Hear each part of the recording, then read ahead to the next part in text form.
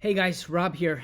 Ben asked me to share a quick video for the memory verse for this week. And so I started a Philippians Bible study last night. Many of you were a part of it, which was so great. We had about 20 plus guys, and several of you I know are planning on joining us next Thursday night when Nate teaches. But I want to share a couple things. First, I want to share a quote from a guy that's been dead a long time. And second, I want to share the actual verse to memorize, which is going to be Philippians 4:8.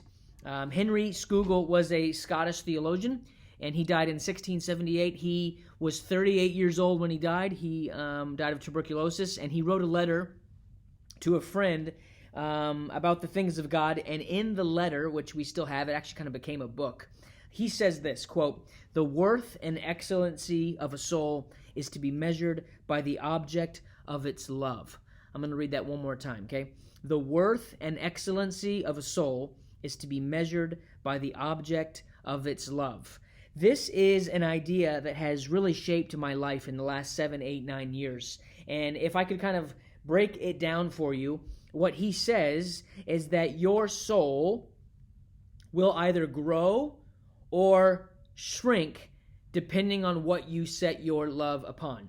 When you choose something that is not very valuable, not very beautiful, not very wonderful, when you choose something that is kind of small and lame and pathetic to love, your soul actually kind of shrinks. So just to give you an example, if I make playing video games my everything, my soul is going to go like this, right? Because video games are not that great. They're not that valuable. They're not excellent. They're not worthy of praise. In fact, I don't know of many men that I know and respect who play video games all day long and then have wildly successful, fruitful, God-honoring lives.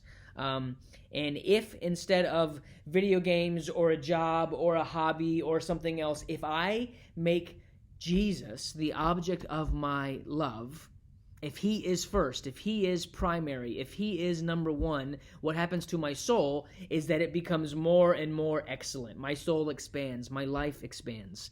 And so God is the one who is supremely valuable. He's the one worthy of my praise. He is lovely. He is commendable. He is the one that actually can bear the weight of my worship.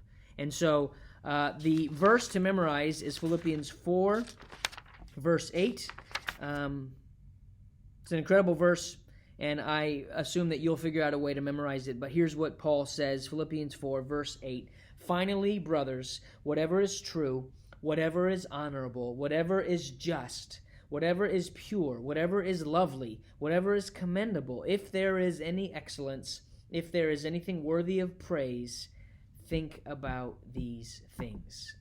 That is the verse to memorize. The Apostle Paul and the Scriptures at large always instruct us to think about heavenly things, to set your mind on things above. And so I'm going to read it one more time. Encourage you guys, memorize Philippians 4:8.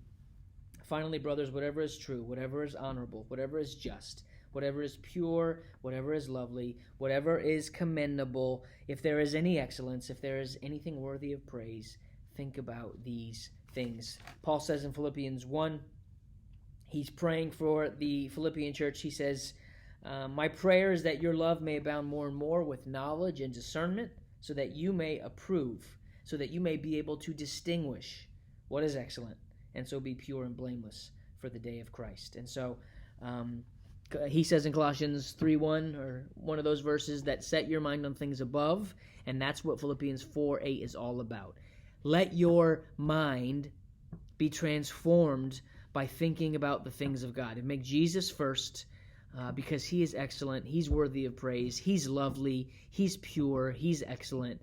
And what happens, the Bible teaches, when we set our mind on things above, when we set our mind on Jesus Christ, when we think about things that are actually valuable and lovely, we begin to be changed from the inside out. So I believe that if you study this verse, if you memorize it, God's going to do a work in your heart, in your mind, and in your life. So be blessed. That's the challenge. In Jesus' name, go for it.